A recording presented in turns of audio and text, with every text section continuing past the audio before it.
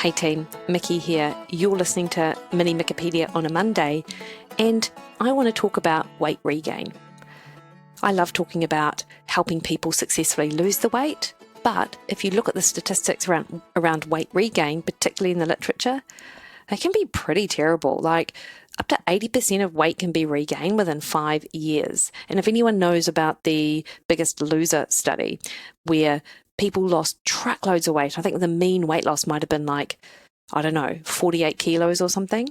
Over the course of the next 5 years, people had, on average, regained 70% of that weight, which is pretty damaging, not just to, first of all, the metabolic consequences of that is not great. But then, of course, importantly, how they felt about it and that sort of emotional piece is terrible as well. So let's just have a brief run through of the factors related to weight regain so we're aware of what they are. Because when you've got awareness around these things, you can then pivot and make decisions that allow you to change what you're doing if things aren't tracking in the right direction. Now, a little bit of weight regain is super common and it's no issue actually. And often your sort of long-term weight might resettle 1 to 2 kilos above where you ended your weight loss phase with.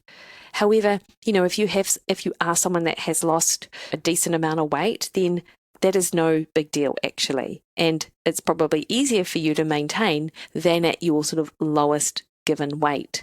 However, what you don't want to do is completely avoid the scales. That's one of the first things.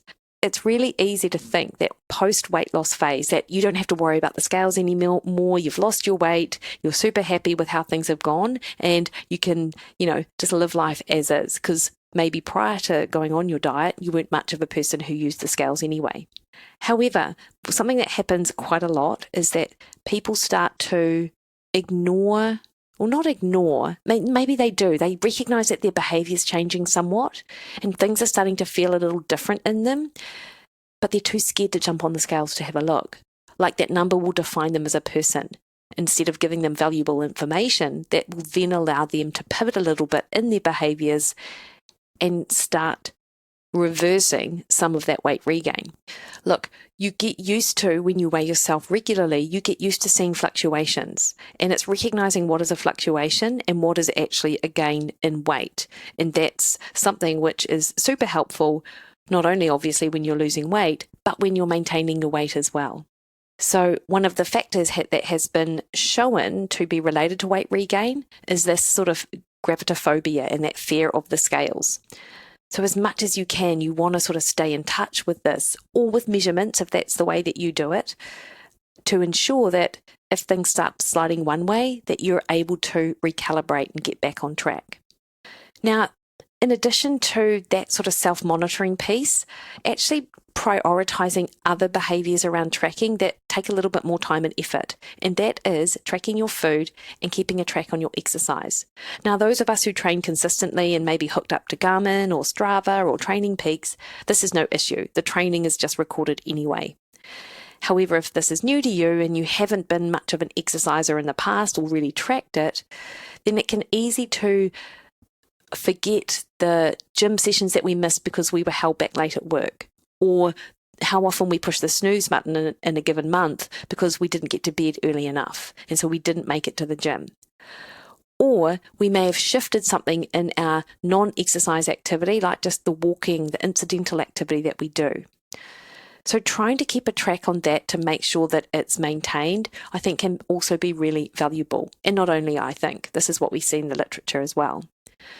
So if it's too burdensome to track and weigh your food every day, I totally get it. For some people, it's no big deal, which is awesome.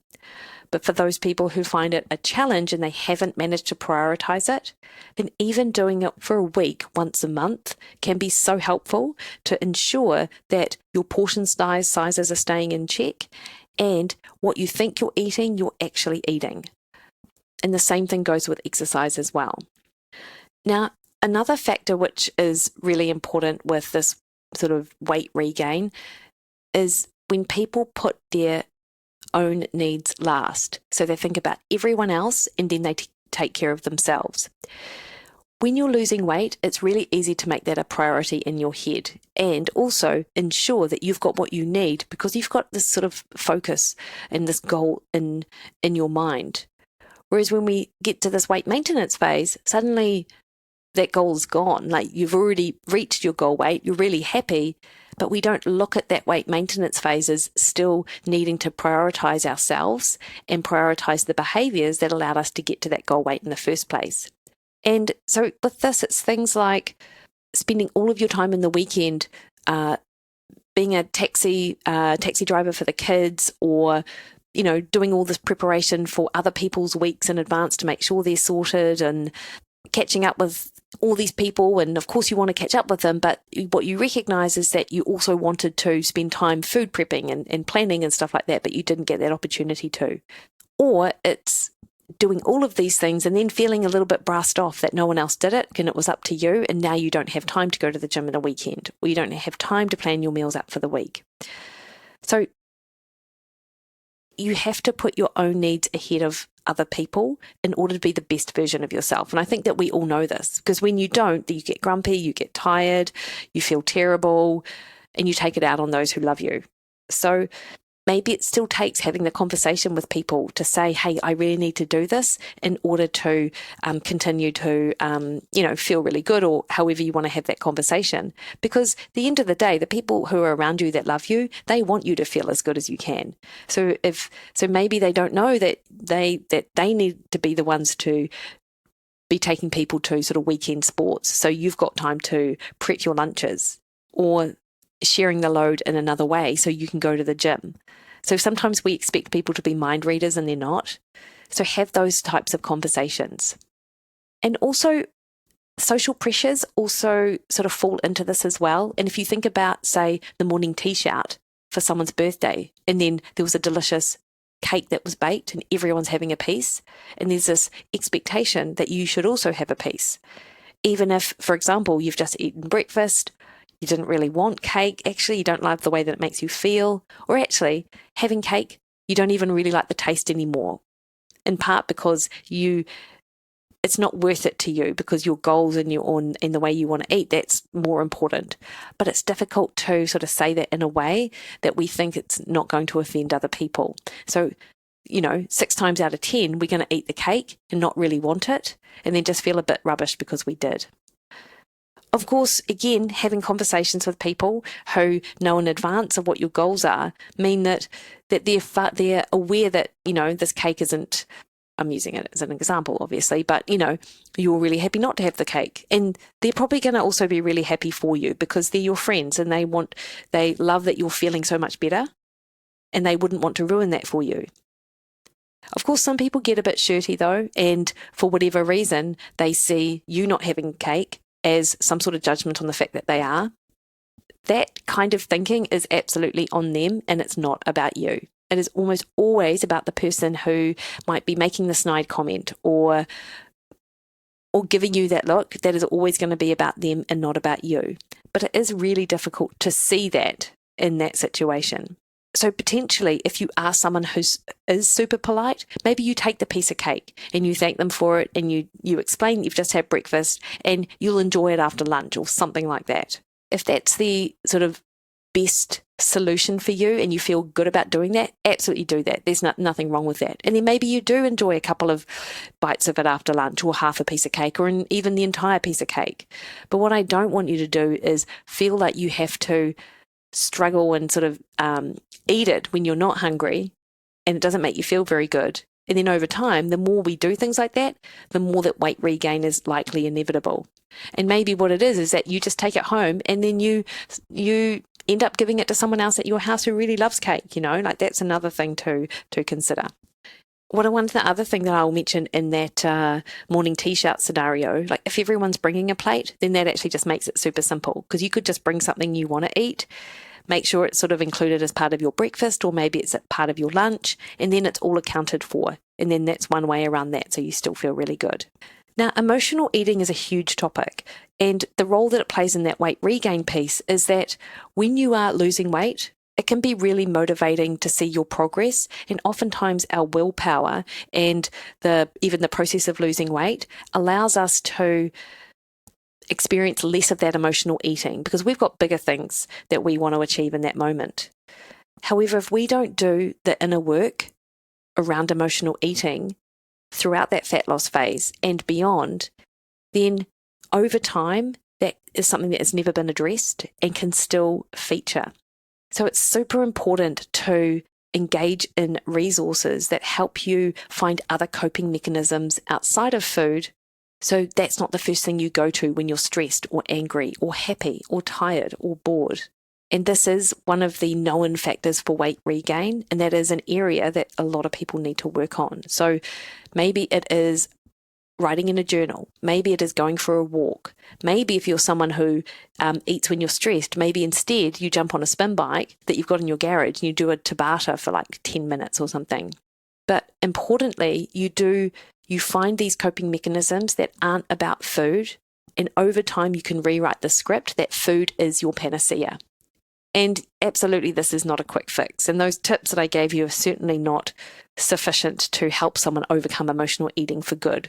But I think I mentioned this a couple of podcasts ago, is that even tracking your food for a day and writing down the situation you're eating and how you were feeling at the time and how hungry you were otherwise, or when you're going into the meal and how full you were otherwise, like that's the important stuff that you can keep a record on, so you can be aware of that emotional eating piece.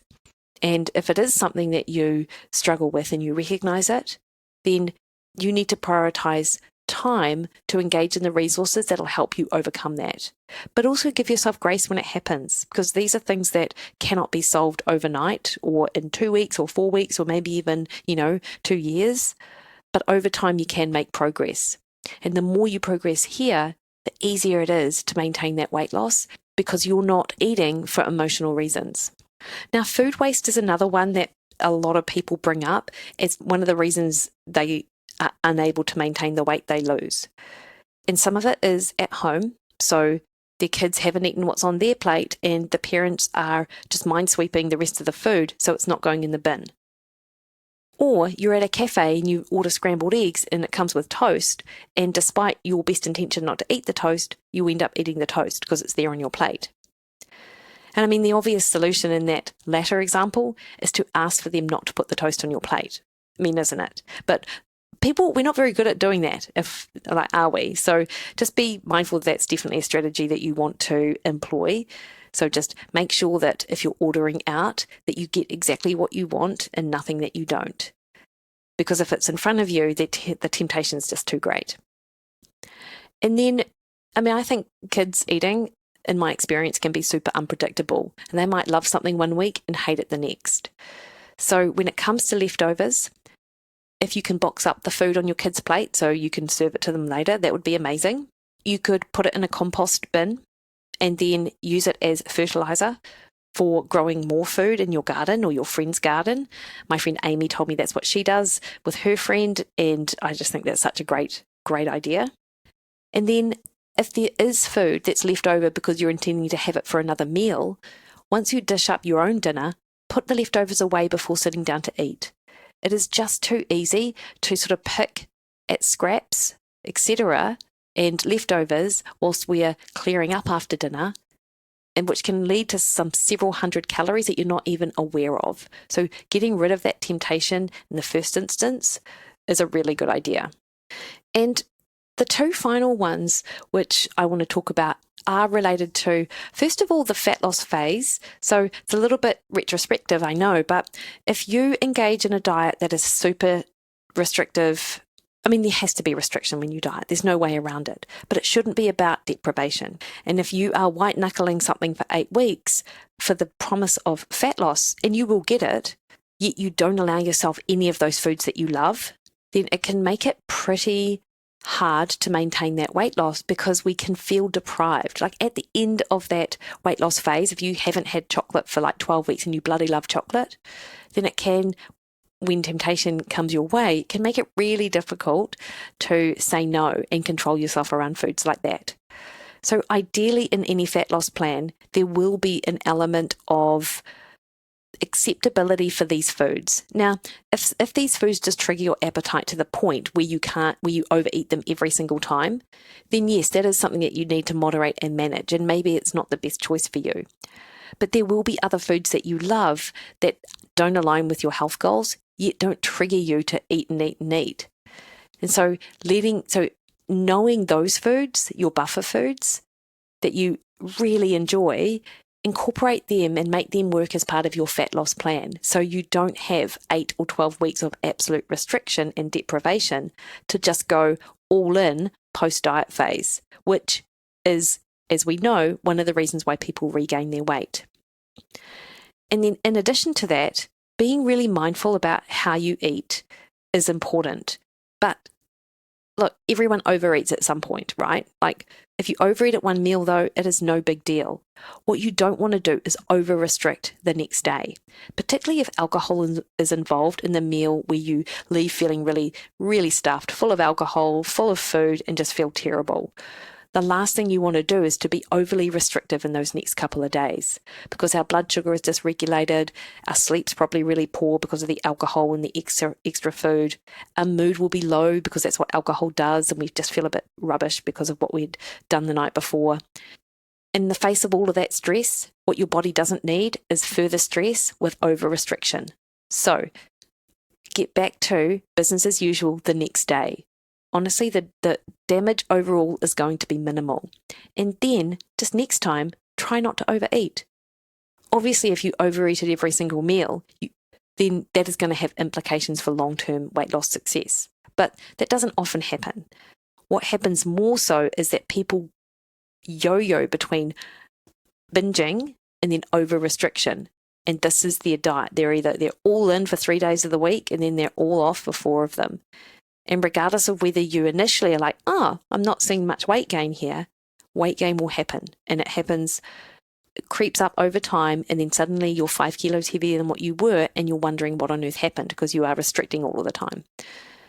So trying to find some middle ground there, I think, is really important. So if you do go into a meal and you overeat and overdrink, just get back to it the next day. Get back to what you usually do. And then finally, 2 sort of physiological reasons that people might regain weight. One of them is that metabolic adaptation piece. So there are people who have a lower than predicted basal metabolic rate, which is a large part of our energy expenditure post that diet phase. And this is thought to be some sort of genetic difference, whereby they are more of that thrifty genotype. So it just takes less energy to maintain their weight than you would expect. In this scenario, this is what makes exercise so important, because you need to make sure, and look, you're not going to know this unless you actually have some sort of DNA test for something maybe like the FTO gene, for example, but making sure your exercise is on point and continues to be on point in that maintenance phase makes that weight regain piece more minimal than it would otherwise be. Because that's something that you can't really get away from. But if you are someone who recognizes that when you lose weight, you really struggle to maintain the weight that you've lost, then maybe you've got that thrifty genotype. There isn't a lot of data actually around this, but there is something called the fibroblast growth factor receptor 1 pathway, FGFR1, which has been implicated in the regulation of our body weight set point, actually. Those are major factors in weight regain. And of course, they're not the only ones. And everyone's really individual as to which one might impact them. But given that the weight regain is a common theme in this whole weight loss space, the more we're aware of these factors and we can have workarounds on them and continue to focus on them, the better we are. And look, it does, I know, sound like, God, I just did all this work losing weight, now I have to do even more work. And it certainly can be like that or feel like that. However, it doesn't have to be, because remember, over time, all of this stuff that we initially have to be disciplined in, it just becomes habit. And you just develop these new habits, but that takes time, as all good things do. So hopefully that was helpful. DM me if you've got anything that you want me to cover on a mini Mikkipedia on a Monday, and I will do my best to accommodate that. Have a great week. Catch me on Facebook at Williden Nutrition, over on Instagram and Twitter at Williden, or head to my website to book a consultation, MikkiWilliden.com. See you later.